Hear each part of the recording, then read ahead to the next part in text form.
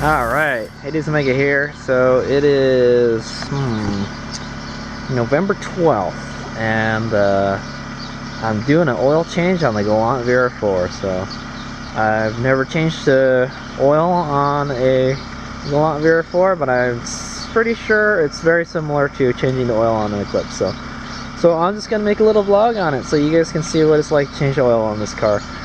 I think it's pretty easy. I don't know if this car has an oil cooler or not. I guess I'll find out when I when I get under it.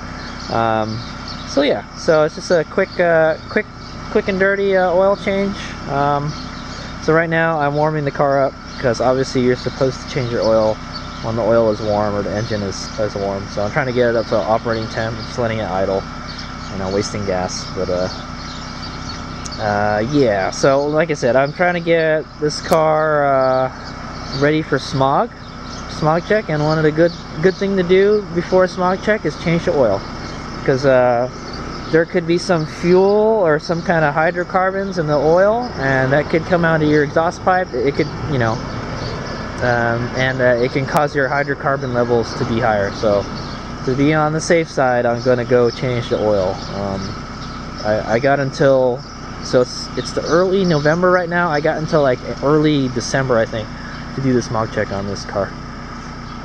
Yeah, so I kind of was up in the air whether I'm going to keep this car or not, and because it's time to smog it, and the best time to sell it is after you smog it. But man, there's like a dent right here. What the hell? Where did this come from? I don't remember that being there. That looks like it's pretty new too. What the hell? But anyway, yeah, so I'm gonna go ahead and change the oil today. I actually don't have any oil for this car, so I've got to go out and get oil later. But I can just I'm gonna take that Prius and get some oil at Walmart or something. I have a lot of oil for Priuses, but I don't have oil for my Galant. I'm just gonna put regular 10W40 in. I'm assuming that should be good enough, or I'm gonna put 10W30, excuse me, 10W30, a little bit lighter. Plus it's cooler right now. So yeah, right now I'm letting it warm up, and then we'll go see what it's like to change the oil on the Galant VR4. It's not intended to be a how-to video, just to kind of, just show you what it's like working on this car. It should be fairly easy. From what I remember, there's an oil filter like somewhere here, and then the oil pan's like underneath, obviously. And that's pretty much it. It's an old car, so it should be pretty easy to change oil on. And I already got the filter, so yeah, so we'll hop to it. And then while I'm at it, I'm gonna go clean the air filter also, and change it to the stock looking cam, so they don't it doesn't give them any red flags, like, oh, modified. So yeah, right now I'm warming it up. Oh, it's pretty much warm already. It's at operating temp.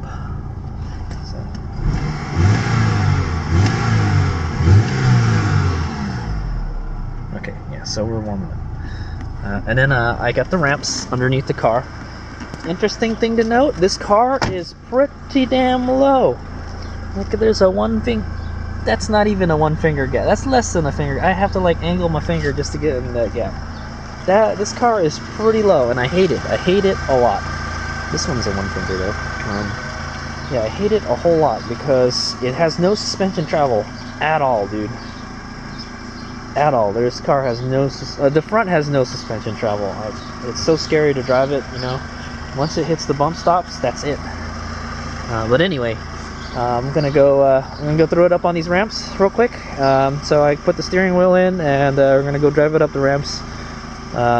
So interesting to note, yeah, even though this car is slammed, I can still get ramps underneath it, and I can still use them. So that's, granted, these are some pretty low ramps, but I use these for changing the oil on my Prius. So yeah, so here we go. Let's get it up on there.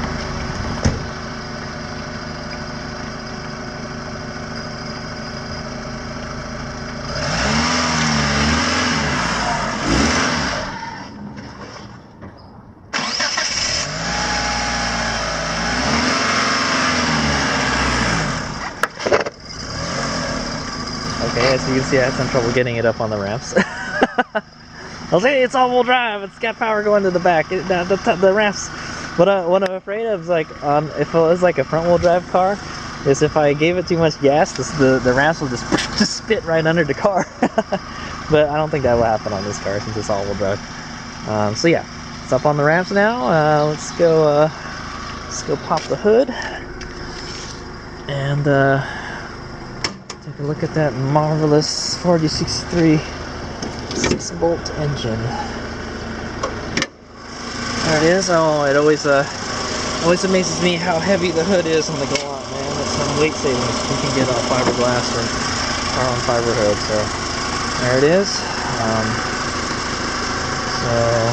I think right now would probably be a good time to shut it off and drain the oil. All right, here's me go. Aha! Okay, hey there. So here I am. I'm all ready for to do some work on the car. So there it is. It's up on the ramp and ready to be drained. Like I said, I don't have oil put in it yet, but I just have to remember don't freaking start the car. So if you remember, like if you watch my repair vlog, I don't think I ever changed the oil on this car. One thing, I don't drive this car enough to change the oil all the time. Enough. 3,000 miles is when I change it, and yeah, so I think it's time to change the oil. I believe I added some oil to the engine when yeah. So I think I added oil to the engine, but I never changed the oil on this car because I think it still has a stock oil filter. Or the filter that came with it. Oh my god, I can't even see the filter. Okay. Oh, it's a Wix filter. Oh, I may have changed oil. I don't remember.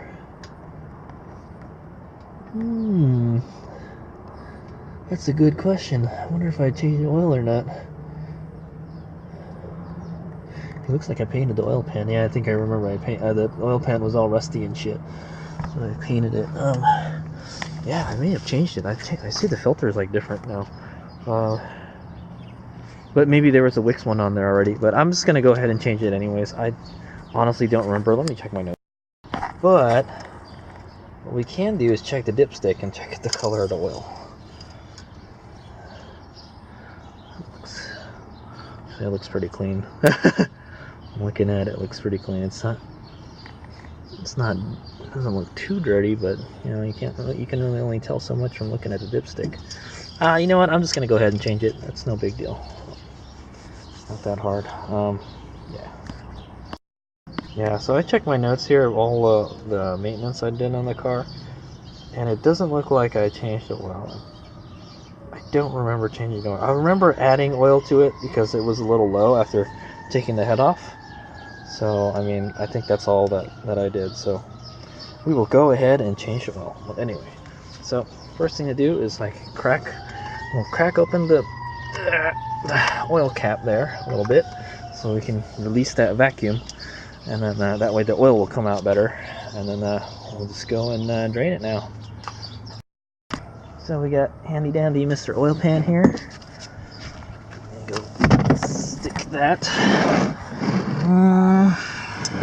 back there somewhere. I think the bolt is way back there. That's kind of a bitch. You can tell that oil pan has hit quite a few things too. Look at all these dents in there. So nice sizable dent in the front. That's no good. Alright, let's go take a let's go drain the oil first. Alright, I think it's gonna be either a 13 or a 14. I know Toyota's using a 14. Actually, I should probably put my gloves on too.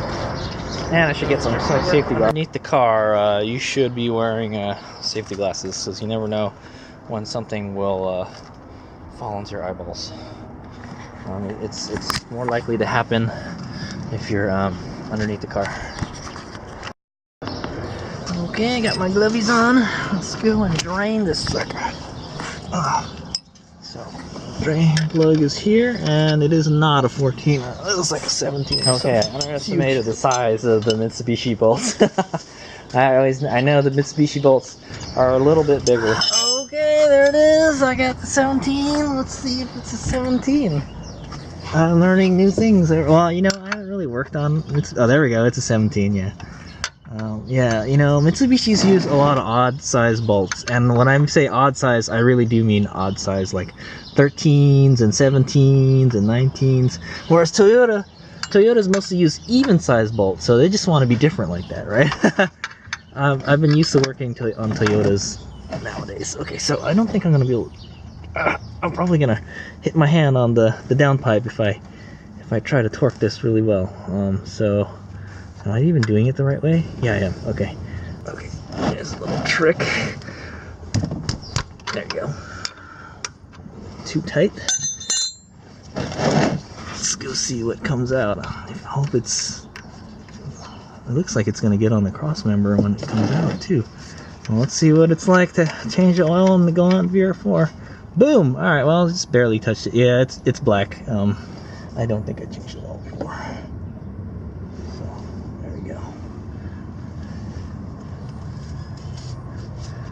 There it is, all blacky.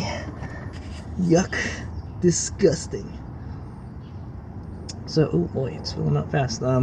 So what I like to do is, I like to let it drain. I like to let it drain until it stops becoming a stream when it starts dripping, kind of like it is in that one spot. And then I put the oil plug back in, and then I take the filter out, and then I put the new filter in. And then I take the plug out again and try to get as much oil as I can out of there. So the good thing is the drain plug is in the back of the pan on this car. So when you jack up the front, it all the oil immediately goes straight to where the plug is. That's probably why it's coming out so fast. So yeah, and you saw it come out pretty fast. So that's a reason you gotta. It's a good idea to warm your engine up, so it lowers the viscosity of the oil down. So the oil filter is right here. We can take a look at the bottom of the car. So that's the oil filter right there. I think that line is not a feed for the turbo. I don't think it is. I don't know where it goes. Oh, it is. No, it isn't. It can't be the feed because the feed comes from the head. I don't know where that line goes. It's a good question. It goes to the oil filter housing though. Let's trace it. Oh, it's a water line. Yeah, that's a water line. That's a water line going to the turbo. Okay, well, anyway.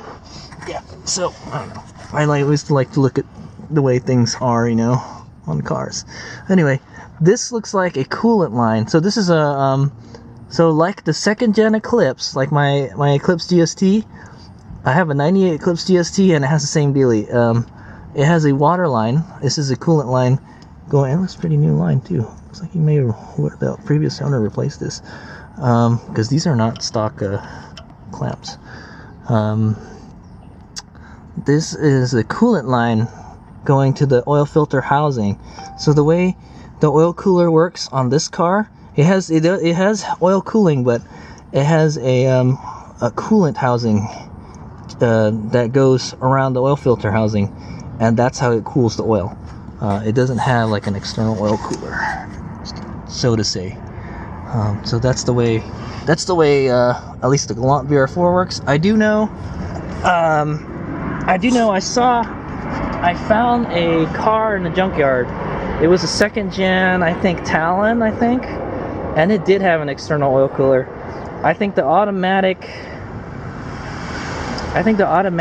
Eclipses have oil coolers because they run hotter or something. I don't know, for whatever reason. But you can actually get a oil filter housing that has an external oil cooler if you want to.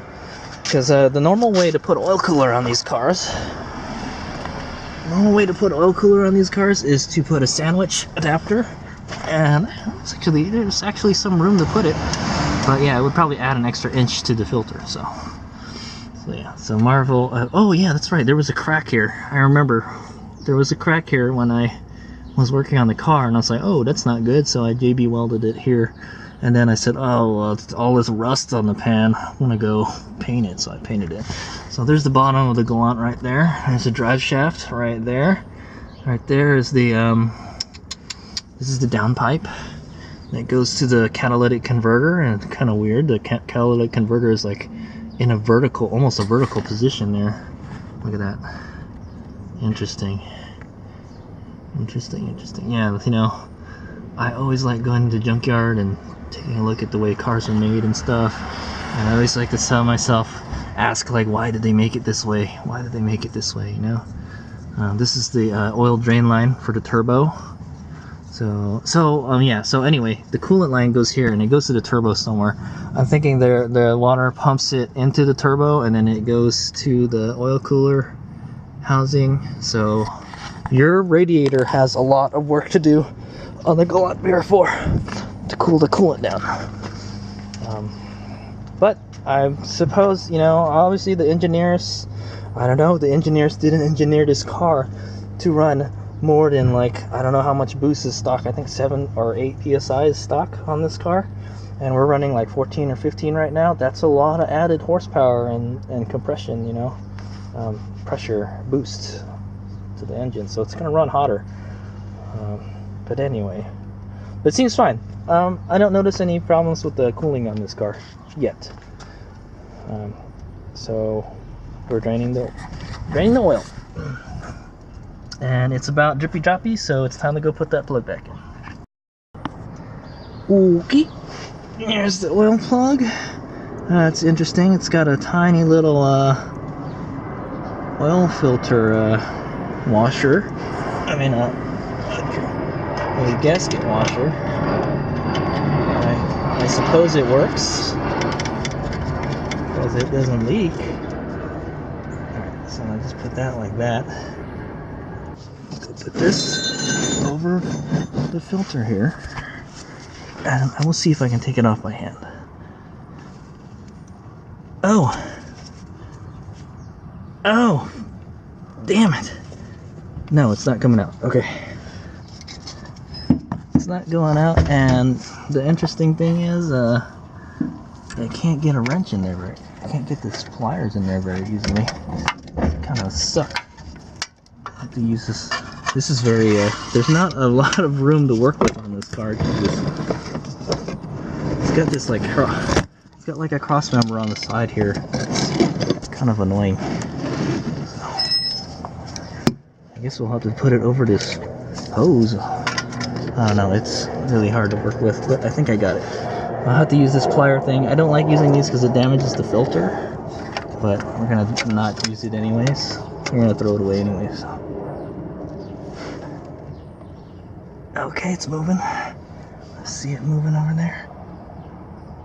It's a 5.1, 51, 381. So the tricky thing here with the filter here, I guess it's better to use a regular oil filter wrench. I think I do have one, but this line is in the way. It's in the way. You only got this area right here to work with. It's so freaking annoying. There you go, Mitsubishi. Once again, the 1G technology, man. Not impressing me a whole lot. I hope I don't break this.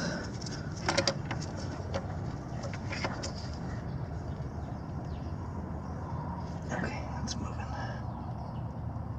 Slowly but surely. What I don't want is to puncture the filter and then oil all over the place.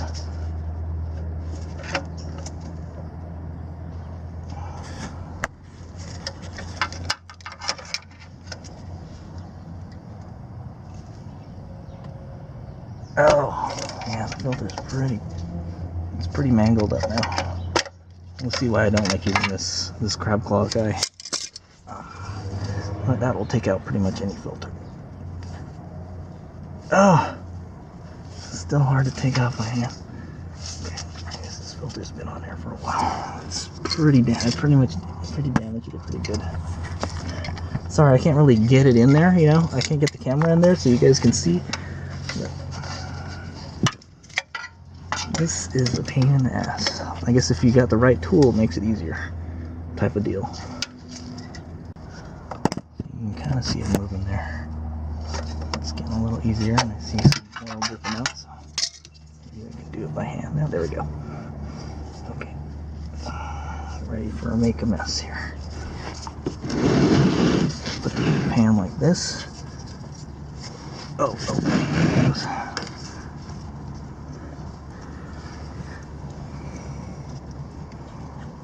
Okay, so oil change on Galant VR4. More difficult than on the Eclipse. At least a 2G Eclipse.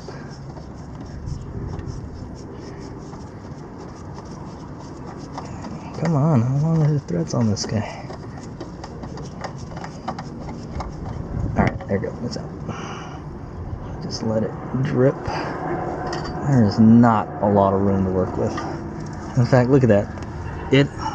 The filter is just kind of just hanging there.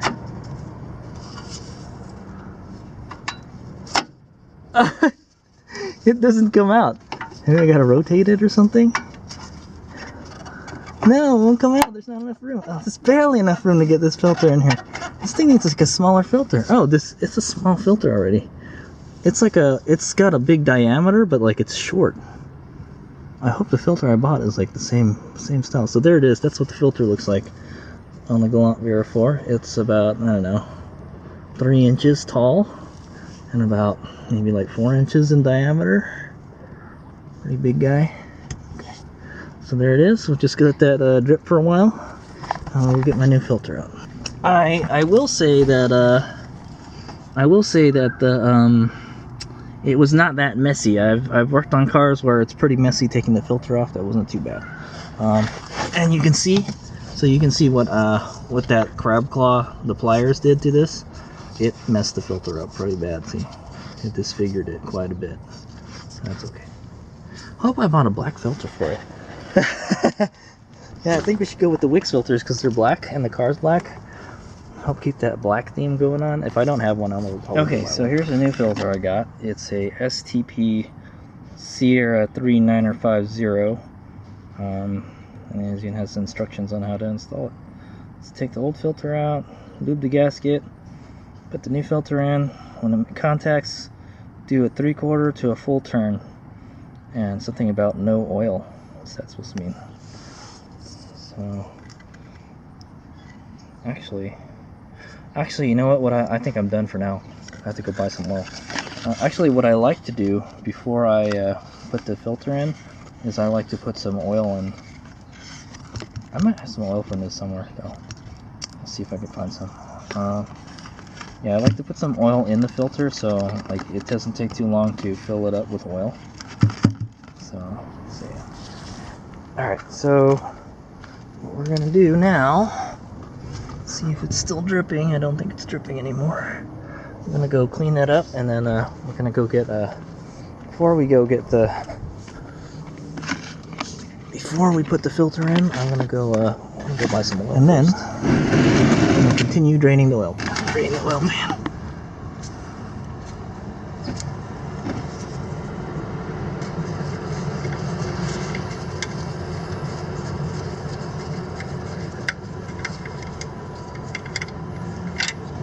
Wow, see, that much oil was still in there. Trying to get as much of that oil out as we can.